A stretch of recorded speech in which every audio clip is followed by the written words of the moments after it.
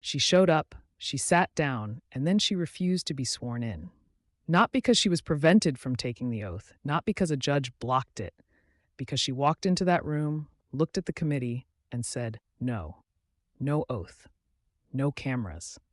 And when the questions came, every question that touched Donald Trump's name, every question about what she knew, every question about who told her what to redact and what to release, a Department of Justice lawyer sitting next to her leaned forward and answered for her. We are not answering those questions. I have been through the full transcript of what happened in that room this morning, the opening statement she read, the questions she deflected, the name she threw under the bus 5 separate times, and the one answer she gave that tells you more about what she is protecting than anything she refused to say. This is not a complicated story once you see it laid out completely, but the version circulating in clips right now is missing the part that matters most. So let's go through it the way it actually happened.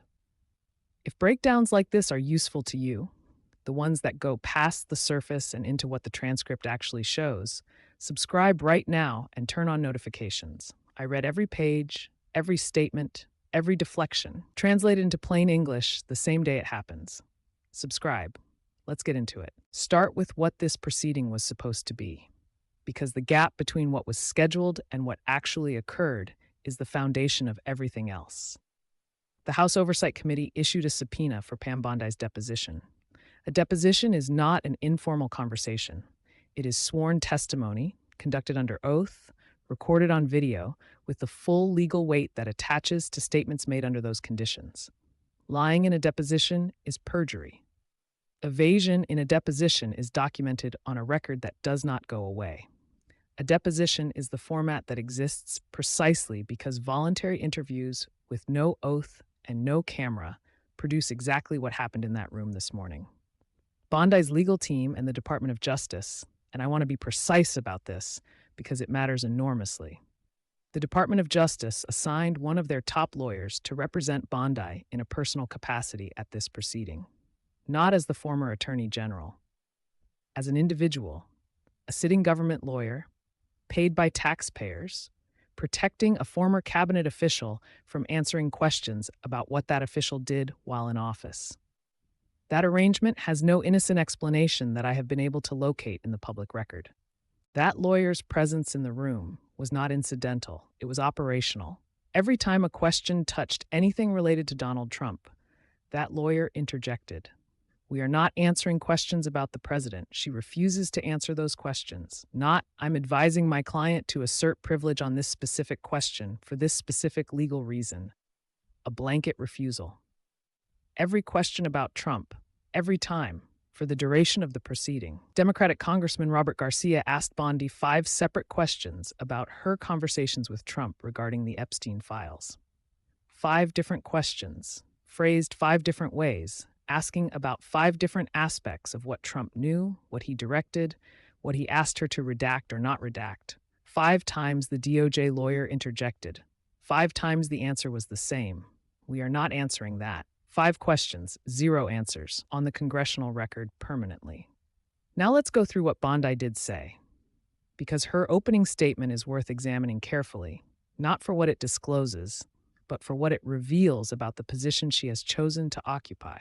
She said her department produced nearly 3 million pages of material, nearly 3 million pages of documents, videos, and images released under the Epstein Files Transparency Act. She described this as an unprecedented commitment to transparency. Hold on to that word, transparency, because she used it in a statement she delivered at a proceeding where she refused to be filmed, where she refused to take an oath, where she refused to answer 5 direct questions from a sitting member of Congress, where a government lawyer sat beside her and blocked the committee's questions on her behalf. That is the context in which the word transparency appeared in her opening statement, and she said it without apparent awareness of what the room was hearing when she did. The 3 million pages number is real. It is also, according to investigators and survivors advocates who have reviewed the disclosure, approximately half of what is believed to exist. The documents that were released included a documented error that is not a small detail. Survivors' names, personal identifying information. Names of victims of Jeffrey Epstein's operation, redacted nowhere, appearing in the released files, in some cases mentioned hundreds of times. One survivor's name appeared over 500 times in documents that were released to the public without protection. Epstein's co-conspirators, redacted. Survivors, not redacted. Bondi's opening statement described this as a redaction error, something that happened in the process, a mistake made by a large department with broad responsibilities. Her words. Democratic members of the committee have a different description. These weren't errors. They were choices.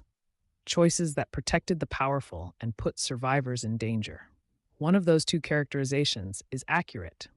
The documentary record of who was redacted and who was not is not ambiguous. It exists and it shows a pattern. Whether that pattern was intentional is the question that a proper deposition under oath with cameras running would have been designed to answer. That deposition did not happen this morning. Now let's talk about Todd Blanche, because Bondi's opening statement introduced a name that she returned to repeatedly throughout the proceeding, and the repetition is itself a signal worth examining. Todd Blanche is the acting attorney general. Before that, he was Donald Trump's personal defense lawyer. He represented Trump directly in federal criminal proceedings.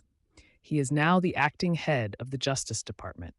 And according to Pam Bondi's testimony this morning, he is responsible for everything she is not responsible for. The document review, the redaction decisions, the oversight of what was released and what was withheld, the transfer of Ghislaine Maxwell to a less secure facility.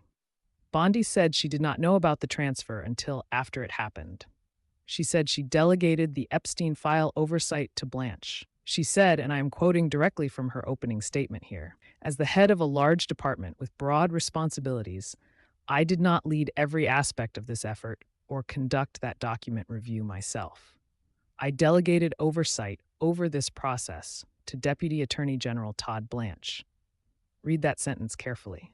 The former Attorney General of the United States is testifying before Congress that the most significant and most scrutinized investigative disclosure of her tenure was handled by someone else, someone she delegated to, someone who, before he became acting attorney general, was the personal defense lawyer of the man whose connection to Epstein is the central question the committee is trying to answer. That is not exculpatory. That is a description of a conflict of interest so direct that putting it on the congressional record without apparent awareness of what it sounds like requires either extraordinary confidence or extraordinary carelessness. Congressman Garcia described what was happening in the room plainly. Bondi continues to push all of the investigation and blame onto Todd Blanche, who, by the way, was Donald Trump's former personal lawyer. That connection was not incidental to his observation. It was the point of it. Here is the moment that I keep returning to in the transcript. Democratic Congresswoman Stansbury described what happened when she asked Bondi a direct question about Trump. The DOJ attorney intervened, and the language the DOJ attorney used is worth reading exactly as it appears in the record. The DOJ lawyer said, and I'm going to be precise here because the words matter. We don't even have to assert privilege because of that. She is not under oath. We refuse to provide answers. We don't even have to assert privilege. That sentence is doing something very specific. Privilege is a legal protection. It has requirements. It has to be established and justified. Asserting privilege means putting on the record that a specific legal protection applies to a specific question for a specific reason. That record can be challenged. That assertion can be examined by a court. We don't even have to assert privilege means something different. It means we are not offering any legal justification for refusing to answer. We are refusing because she is not under oath, and therefore she does not have to say anything. It is not a legal argument. It is a statement that the proceeding lacks the teeth to compel disclosure, and the participants know it and are acting accordingly. Congresswoman Stansbury called it directly. This is a cover-up. This will be remembered as the largest cover-up likely in American history. And it is clear that this interview is a smokescreen to try to show the American people that they are complying while they are not. That is a serious characterization. It is worth examining rather than simply accepting or dismissing. The case for it is structural. Bondi was subpoenaed. Her legal team negotiated the subpoena down to a voluntary interview with no oath and no camera. She arrived with a sitting government lawyer whose job in that room was to prevent her from answering questions about the sitting president. She read an opening statement praising her own transparency at a proceeding designed to prevent transparency, and she left without answering a single question about Trump. The case against it requires believing that the redaction pattern, survivors exposed, co-conspirators protected, was genuinely accidental. That delegating the most sensitive investigation of her tenure to the president's former personal defense lawyer was a routine administrative decision. That refusing 5 direct questions about the president was a legitimate legal posture, rather than a coordinated effort to protect information the committee has a right to obtain. Both of those frameworks are on the public record now. One of them is accurate. While Bondi was inside that room, outside in the hallway, the people whose names were in those files were standing and waiting. Epstein survivors.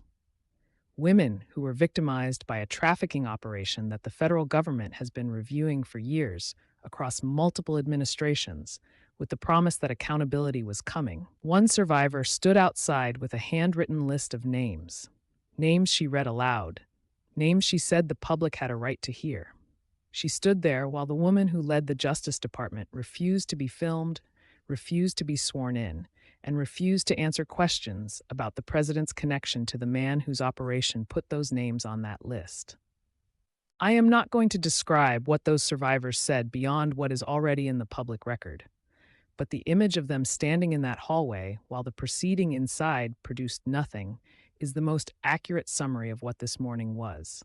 Here is where everything stands. Bondi appeared. She did not testify under oath.